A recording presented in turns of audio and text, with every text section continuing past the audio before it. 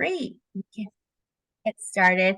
Hi, everybody. My name is Leah Groppo. I'm one of the dietitians and diabetes educators. Today, I have the great pleasure of introducing Alex Regalado. She's one of our clinical dietitians at Stanford Health Care who specializes in supporting patients undergoing stem cell transplant. She previously worked in Lifestyle Medicine's clinic. And she's definitely really passionate about that. She's a certified lifestyle medicine practitioner by the American College of Lifestyle Medicine. She's enthusiastic about integrating the principles of lifestyle medicine, including culinary medicine, into her work to support her patients' long-term health and well-being. And so today we're talking about plant-based proteins, and Alex has 3 different recipes that she's going to share with you all today. And if you have any questions, feel free to put them in the Q&A, and we will I'll ask them of Alex between recipes. Thank you. Thanks so much for the introduction, Leah, and thank you all for joining me this evening. I'm really excited to be here and chat with you about the benefits of plant proteins and to share some really fun and delicious recipes. Like Leah mentioned, today will be more of a fun food demo. So I want to talk a little bit about plant-forward eating patterns to start. These are growing in popularity and for good reason. They, first of all, can taste amazing. They're also good for the planet. And a robust body of research has found that plant-based diets have been associated with lower risk of chronic conditions, including diabetes. As well, many medical organizations support plant-based diets for diabetes. The American Diabetes Association Standards of Care recognizes a plant-based diet as an effective way to treat type 2 diabetes. The American Heart Association's dietary guidelines state that most of our protein should be plant-based. And this is really important because people with type 2 diabetes face a greater risk of heart disease. The American Association of Clinical Endocrinology encourages clinicians to recommend a primarily plant-based diet rich in healthful carbohydrates and low in saturated fat. And the American College of Lifestyle Medicine recommends that for long-term remission of type 2 diabetes, people should focus on dietary patterns, including Mediterranean, DASH, or a whole food plant-based diet. So before we dive into our recipes, I want to give a brief overview of what foods are considered plant proteins. And the truth is that all plant foods contain some protein, but the more concentrated sources are legumes and pulses. Things like lentils, beans, tofu, edamame, and tempeh. These foods are inexpensive sources of protein, along with vitamins, minerals, complex carbohydrates, and fiber. And regular consumption of legumes and pulses have been associated with lower risk of cardiovascular disease, diabetes, and colorectal cancer. They've also been shown to reduce blood pressure and cholesterol, improve blood sugar regulation, and help with weight management. So as you can see, there are many reasons to incorporate more plant proteins. So now to the fun part, the cooking. Today I'm going to share 3 recipes: a lentil mushroom bolognese, a mashed chickpea salad, and a date-sweetened chocolate pudding that features black beans. So since we have a lot to get through, I have already chopped and measured out most of our ingredients, and we will just go ahead and get started. First, we'll begin with our lentil mushroom bolognese.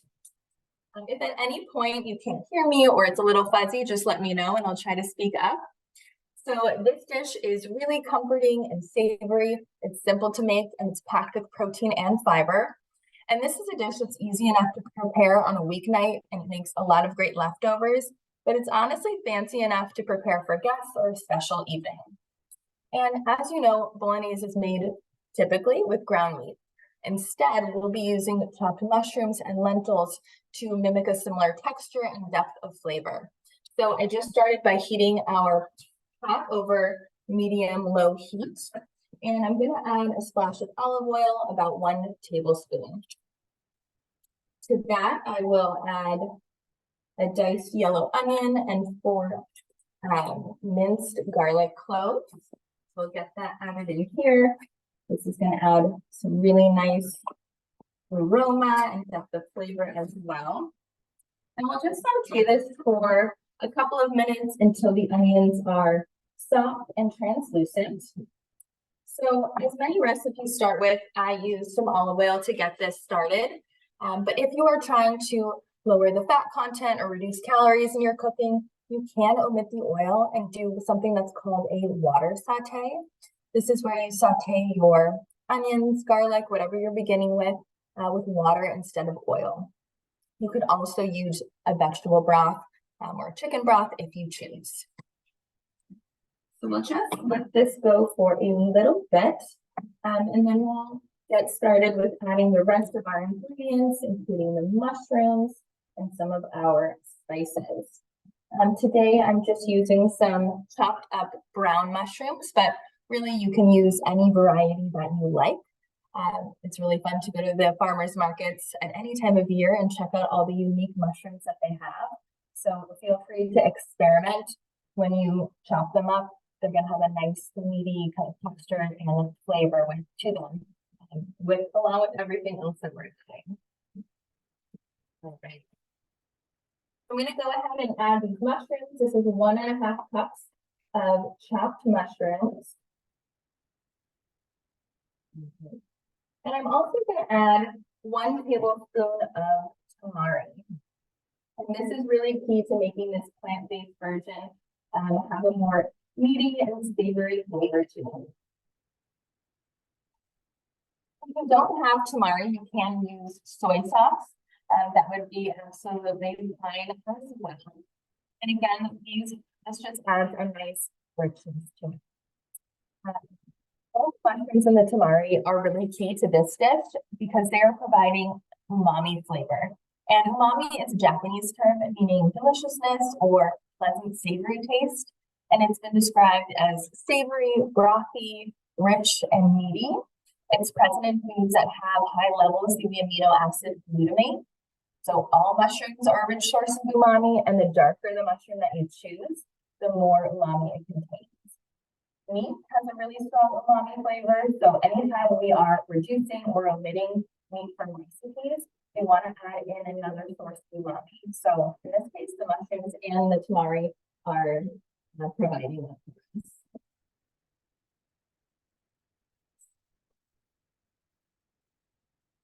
Just want to put this down a little bit before we move on with the rest of our recipe.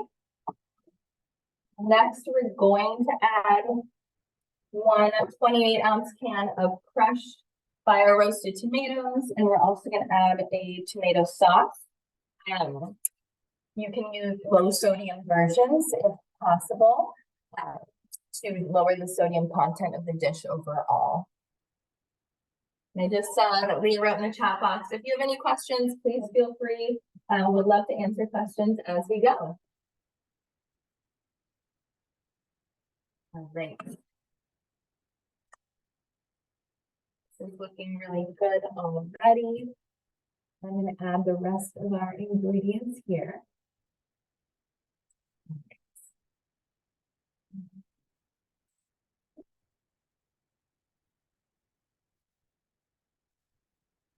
We've got our tomato sauce, and the one I chose actually already has some basil, garlic, and oregano in it. So we're just getting some extra spices and flavor in here.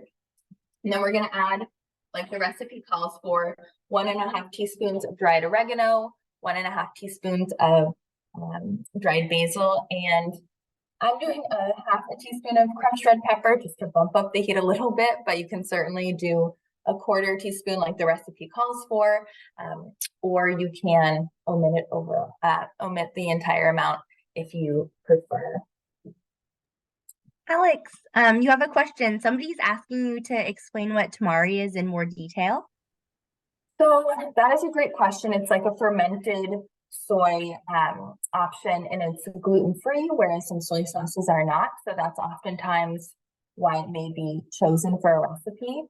But it's very similar in flavor to soy sauce or even coconut aminos. So they're all great options in this recipe or others that call for one of them.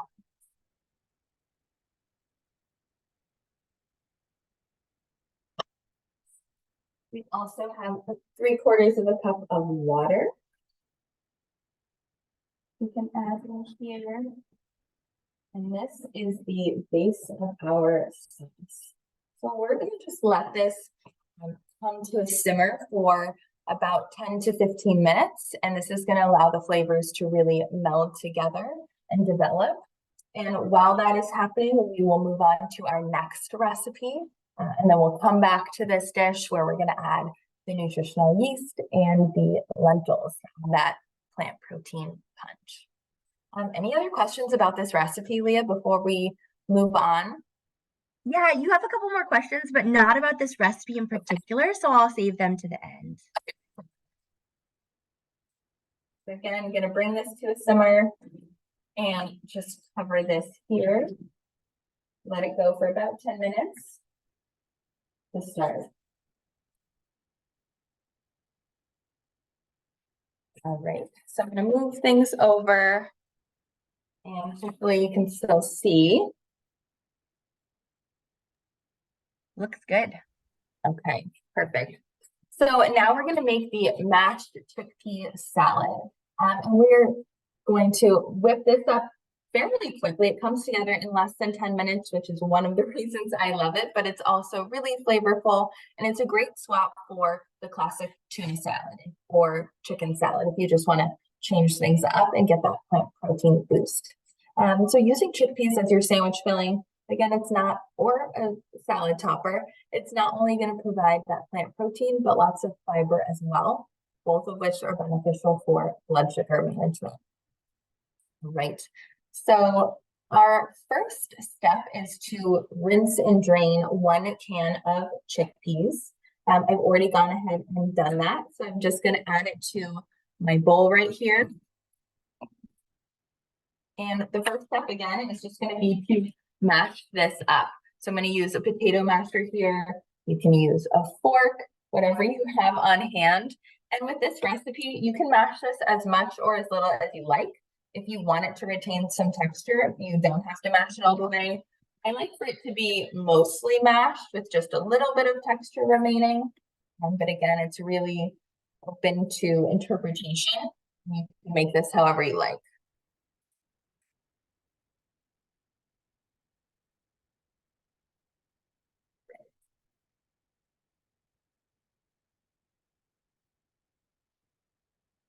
Is looking really good. So next you're simply going to add in the rest of our ingredients. You just add them, fold everything together, and pretty much good to go.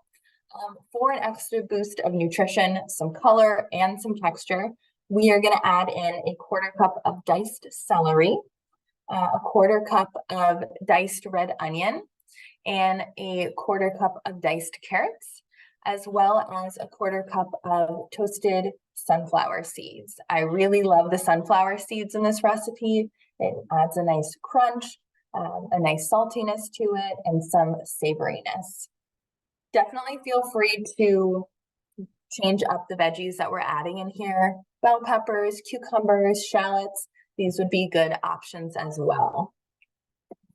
All right, so I'm just going to go ahead and add these to our bowl.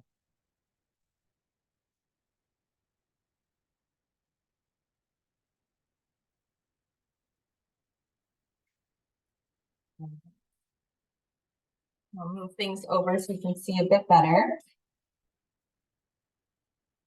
I'm simply going to stir this through. Now for the binding, we're going to be using a 1/3 cup of hummus. This adds some nice texture. It melds everything together, and it's another source of protein and some healthy fat. I'm just going to scoop this in here. This is another thing that you can play around with the amount or the texture of. So if you want things to be a little bit, I don't know, a better word for it, but on the wetter side, you can add more, and that would be absolutely fine. Or you can add less if you want the whole chickpeas themselves to shine through more. And you can also mix this up. You could use a Greek yogurt instead. But the reason we're using hummus is it's a good swap for the traditional mayo in things like a tuna or a chicken salad. I'm also going to add half of a juiced lemon, and this is going to add some really nice brightness to our dish. I'm going to have all of these flavors pop and come together. Along with that, I'm adding 1 tablespoon of Dijon for a little bit of a punch and flavor, a nice tang and spice. And then we'll do a little bit of garlic powder as well.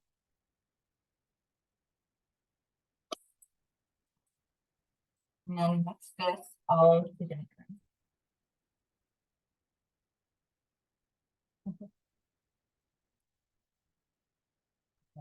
If I see a comment about the sound in the chat box. If I move closer, is the sound any better? I'm hoping that you guys can still hear me. It's a little bit better. Yeah.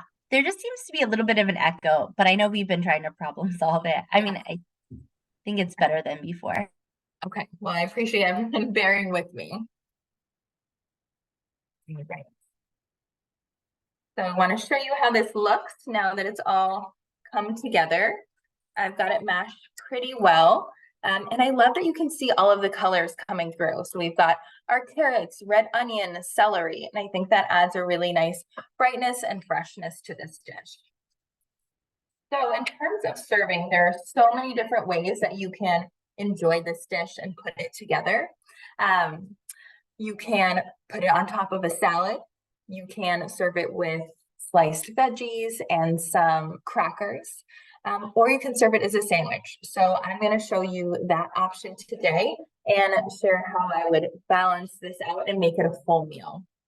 So on my plate right here, I've got some carrots and sliced cucumber, and then 2 slices of toasted sourdough bread.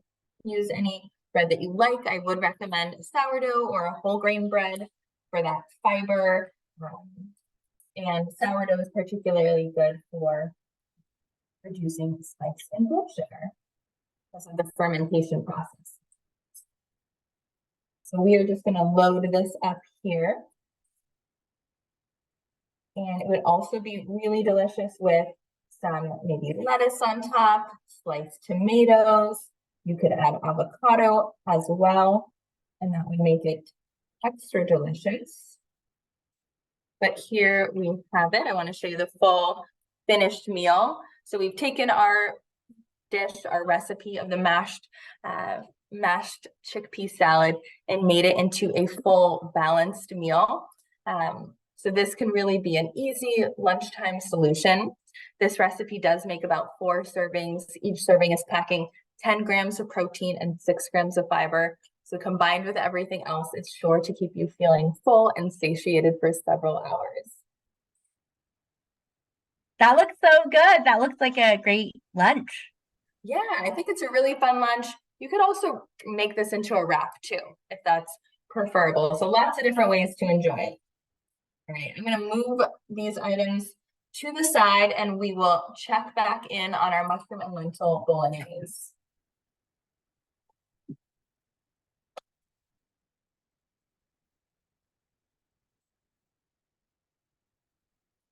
All right. Check in on this, see how we're doing. Oh, it is smelling really, really good already. You definitely want to give it that chance for everything to come together, for those flavors to meld. And our last step is simply to add lentils and nutritional yeast. So lentils are an absolute powerhouse plant-based protein source. They provide 18 grams of protein and 16 grams of fiber in just 1 cup. The lentils that I chose to use are this vacuum sealed option from Trader Joe's. I absolutely love this product because nothing could be more convenient. You can buy them, they last for a while until you open them. They're great, honestly, on their own on top of salads, mixing them with rice or other grains. So they're a really convenient option. If you want to cook lentils on your own, I recommend using brown or green lentils because they hold up well in cooking, whereas something like a red lentil is going to fall apart more, and they're better suited for a soup or a curry. All right, so the recipe calls for about 1.5 to 2 cups of cooked lentils. This product is a little bit more than that, so I'm just going to be bold here and use the whole thing. But feel free to use as much or as little as you like. And one thing I should mention with these plant-based recipes, particularly this bolognese, This is an opportunity where maybe you're not ready for a fully plant-based meal. You can maybe do half the amount of ground beef you normally would, and then add lentils as well. So it doesn't have to be an all or nothing situation. You can certainly pair things together, and I think that's really impactful for your health as well. Okay. Put that in there, give it a stir. I have 1 tablespoon of nutritional yeast. This adds a kind of cheesy like flavor. And if you don't have this on hand, no problem at all, but we're using this to keep the recipe completely plant-based. If you wanted to use something like Parmesan instead, it would give it a similar depth of flavor. And that I would just recommend sprinkling or grating right on top of the dish when you're ready to serve it. So we're just going to stir that all together. And one thing I forgot to mention about this was the optional red wine. So if you were going to add that, you would add that earlier on when we added the tomato sauce, the spices. It just adds an extra depth of flavor. If I had a bottle of red wine already open, I would add it, but I don't, so I wasn't going to tonight. But you certainly can add that, and I think it just adds a nice richness to it. And it's just a small amount overall. All right, so this looks absolutely delicious. It makes a ton. I want to bring you guys closer. See how much this makes. It makes quite a bit here. So this is really great to freeze portions of it. You might freeze half of this even and save it for a couple weeks from now. And then you're going to have a meal all ready to go. So how I like to serve this is with pasta. And there are a lot of different options within pasta as well to give you that plant protein boost. So I'm going to serve this over some chickpea pasta that I previously made, and then with a side of broccoli.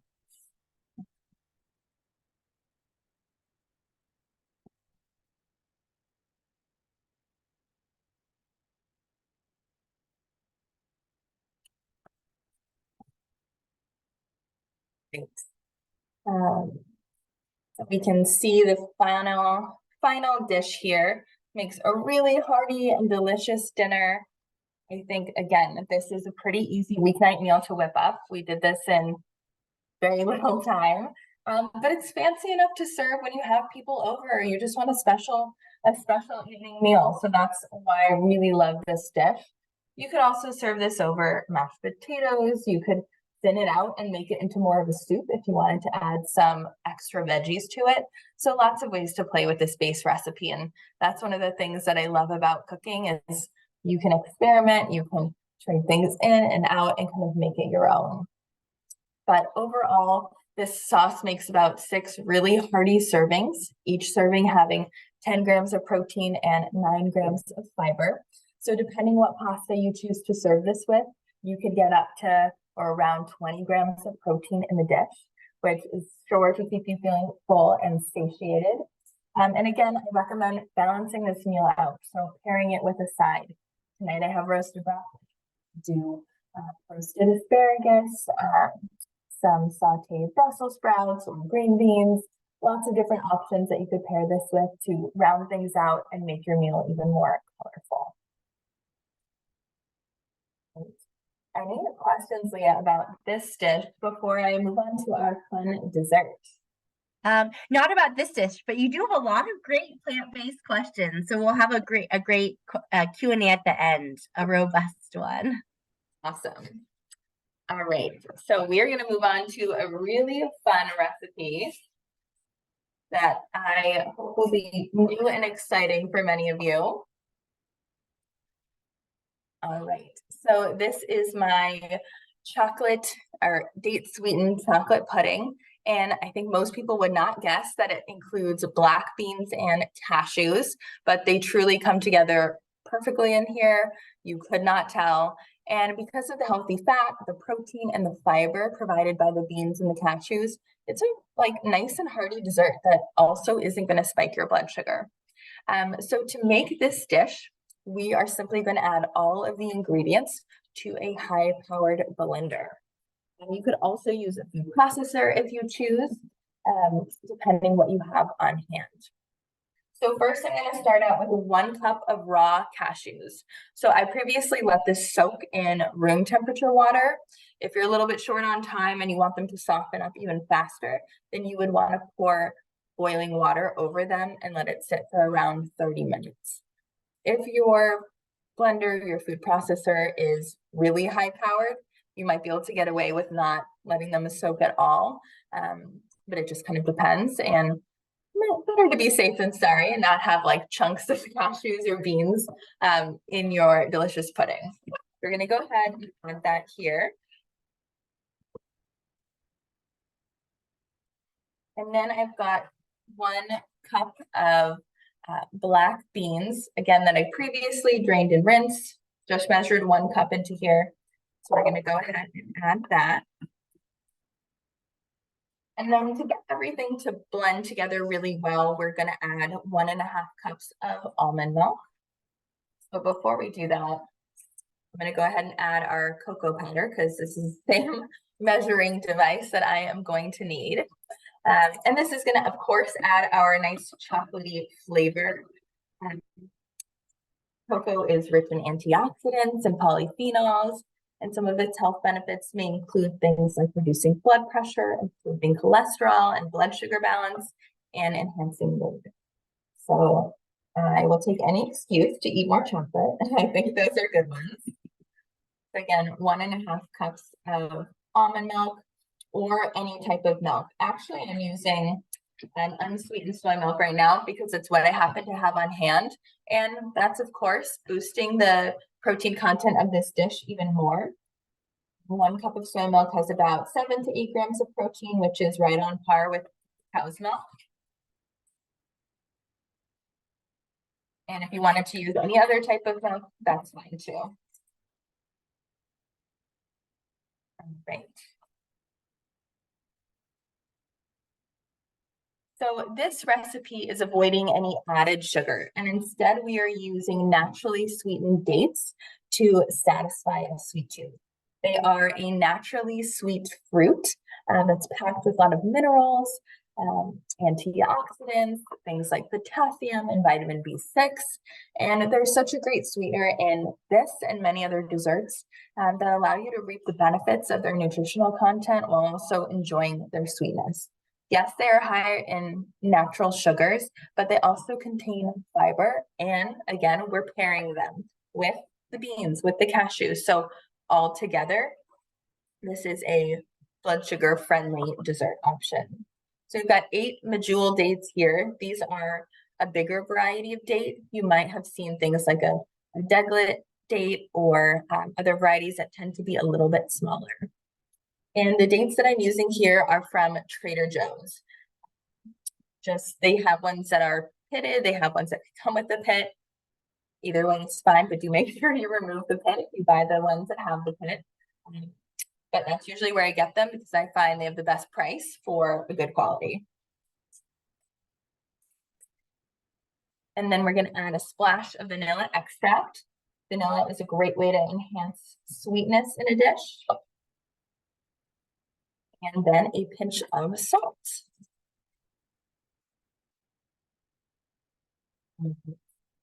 And I'm going to blend this up now. I think I'm going to mute myself because it's quite loud.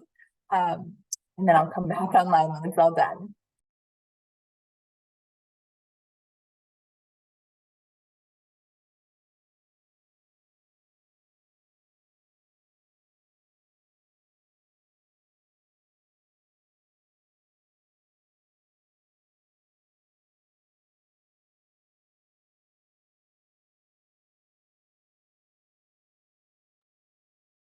I wish we were all in Alex's kitchen trying her puddings and bolognese or lentils and everything. All the food looks so tasty.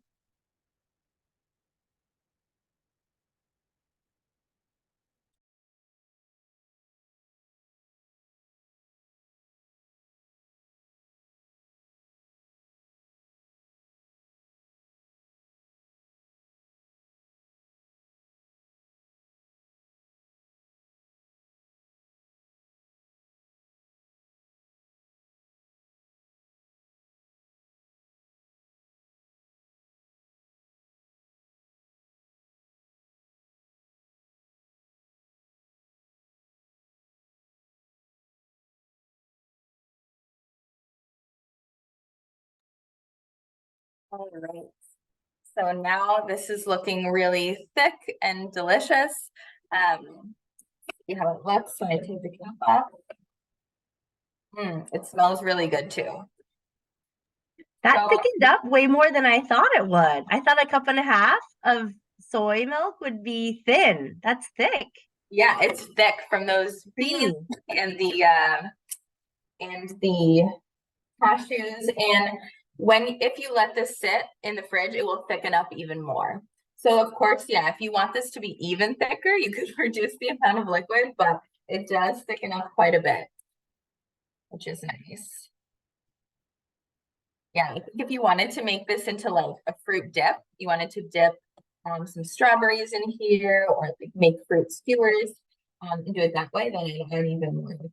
But it's looking really good, nice and creamy already. And now we're just going to divide this into, you can do it into cups, into ramekins. I'm just going to use this clear wine glass so that you can see it easily. And make it very cute, however you want to serve it. Of course, like if you're not serving it to a crowd, you can just put it in one container. That's fine. And wait till you're going to eat it to portion out what you'd like. But I think this makes a really nice holiday dessert. It's festive. It's easy to put together. But of course, you could just make this for your weeknights as well. So we got started with a little bit of pudding right here. I'm going to then top it with some chopped strawberries. Again, if you are waiting to serve this till later, I'd have you cover it with like a plastic wrap, put it in the fridge, let it harden up a little bit and get a bit firmer before you're adding your fruit or whatever toppings you'd like. You could definitely top this with some toasted like hazelnuts or pecans with some shaved dark chocolate. I think all of that would taste really good, of course, but also look really pretty.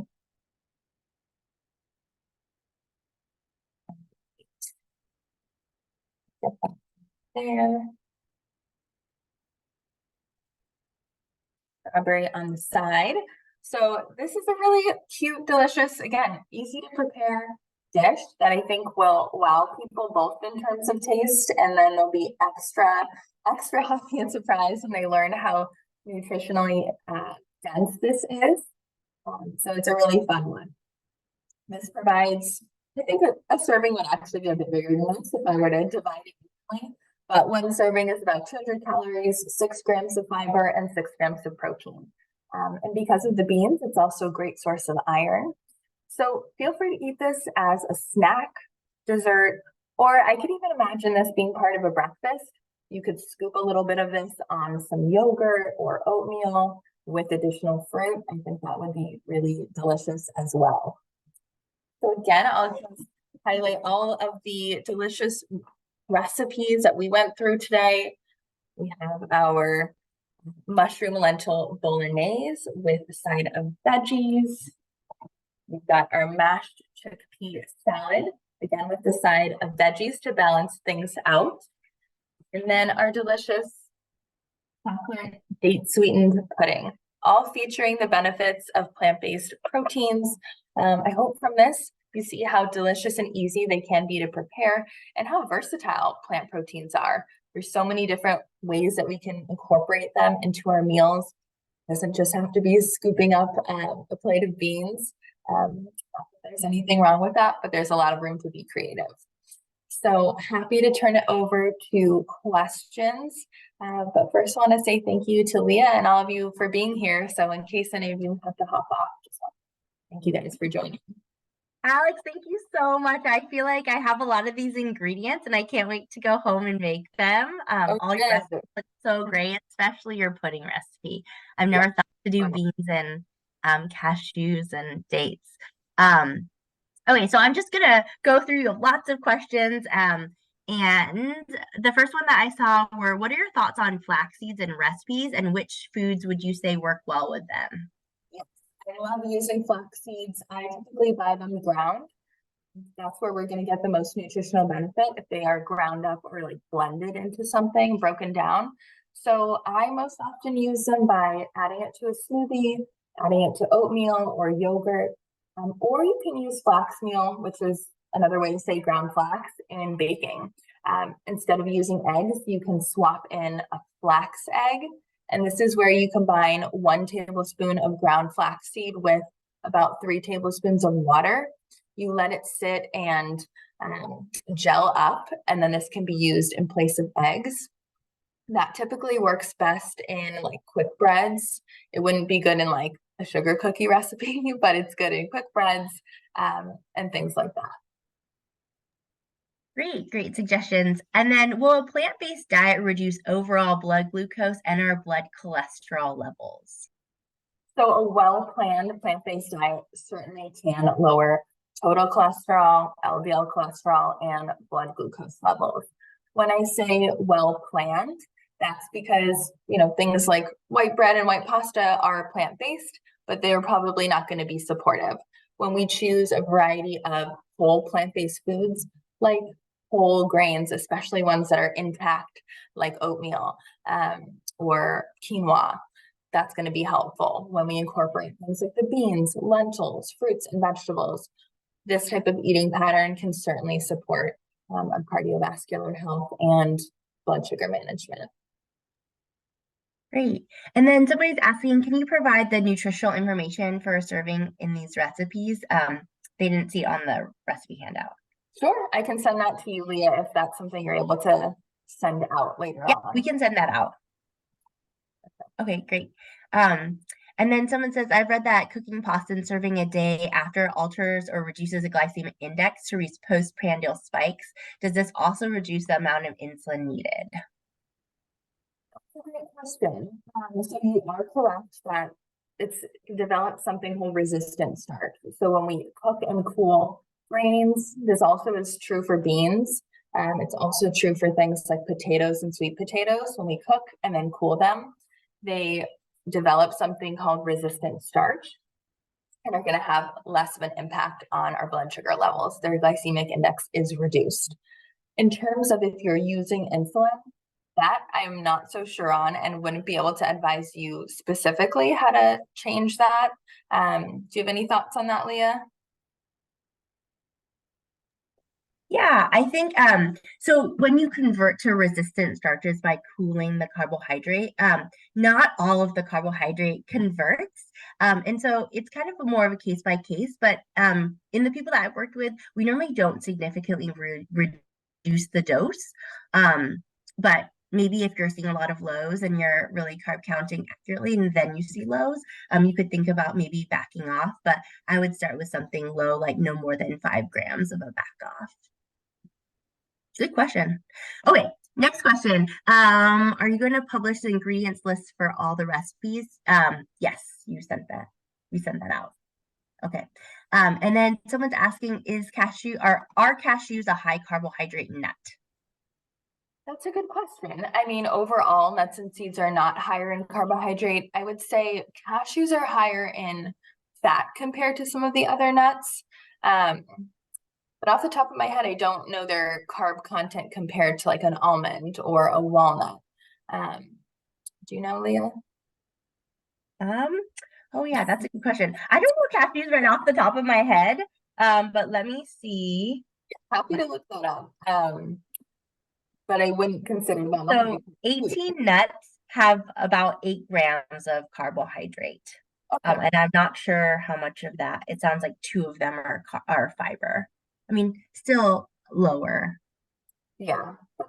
If you're going to be eating a significant amount, good to take into consideration, of course. But in this recipe, we're using 1 cup dispersed amongst 8 servings. I would assume that 18 pieces is probably a 1/4 cup.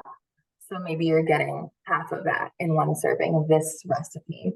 It's about 4 grams. Okay. And then somebody just has a question, chickpeas from a can. I guess that's a question, which Yeah, so I use chickpeas from the can. You are welcome to make them from scratch using the dried versions, but using them from the can is perfectly fine. If you want to get the low sodium version, that's great. And then either way, you want to drain them, rinse them off to rinse off any of that excess sodium. I'm not sure if that's addressing your question, but Yeah, you can always add more to that question if you want. Um, and then if you reheat the resistant starch, does that still keep the helpful effect? It does, which is really cool. So you're still going to gain the benefits of that resistant starch even when you reheat that food, which I think is really a really cool thing. And then someone's asking what the glycemic index and calorie count of the bread that you showed was. I'm not sure if you know. I don't know the glycemic index of this one. One slice of this, I think, is like 60, 60 or 65 calories. But it would be the same as any traditional sourdough in terms of glycemic index. Again, I don't know off the top of my head on that one. Do you happen to know that, Leah? No, I don't know that.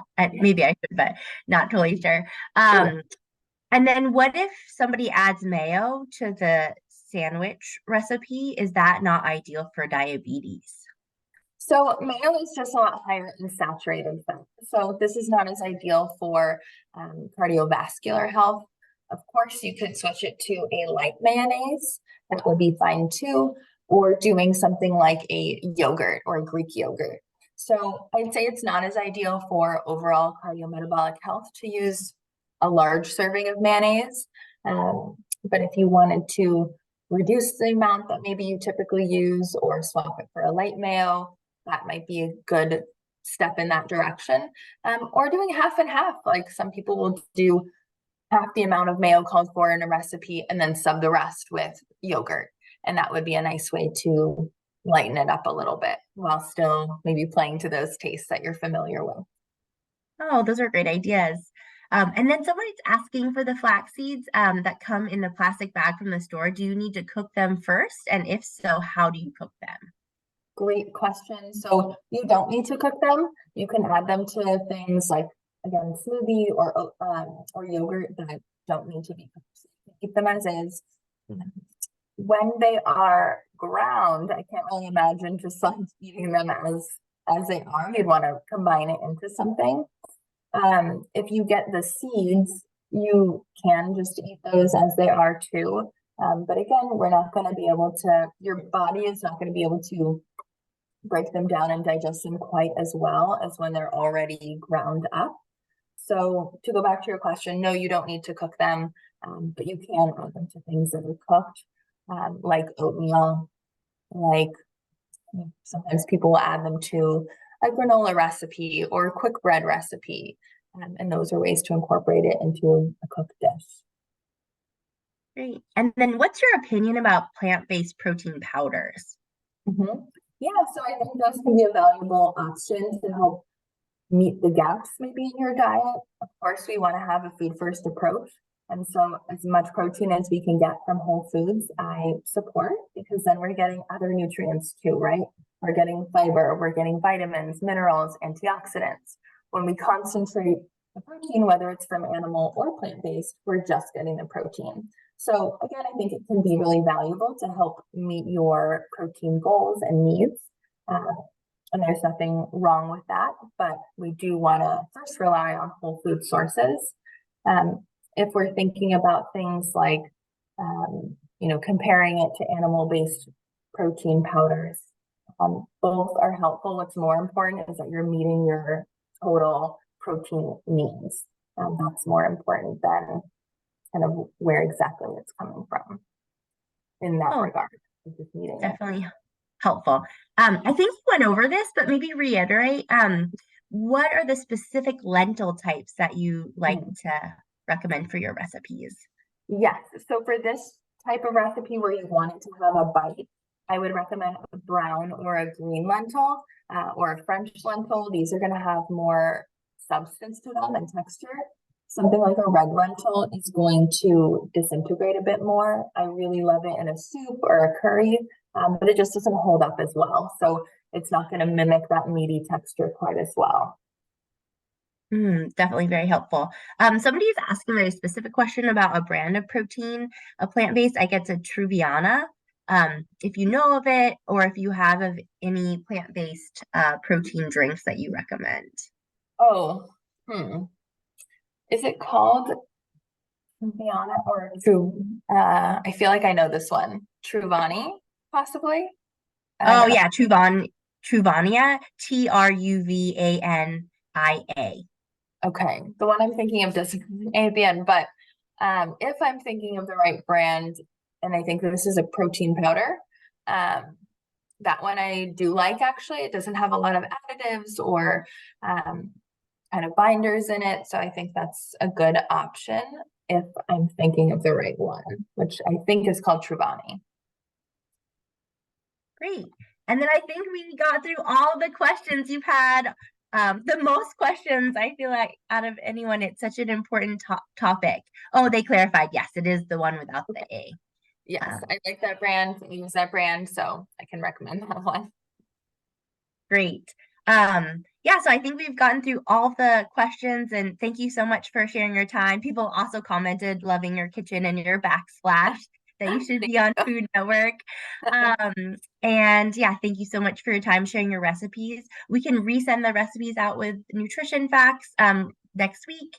And thank you all for coming. We have a great wellness webinar lineup for next year. We're just finalizing all the speakers, but we're so excited. So we'll be back in January. In January, Dr. Marina Bassina, is going to be talking about an endocrinologist perspective on pre-diabetes. So it will be the second Thursday of the month at 5 to 6. But we'll publish that soon on the Health Library. You can sign up. Thank you all so much. Bye. Thanks, everyone. Bye.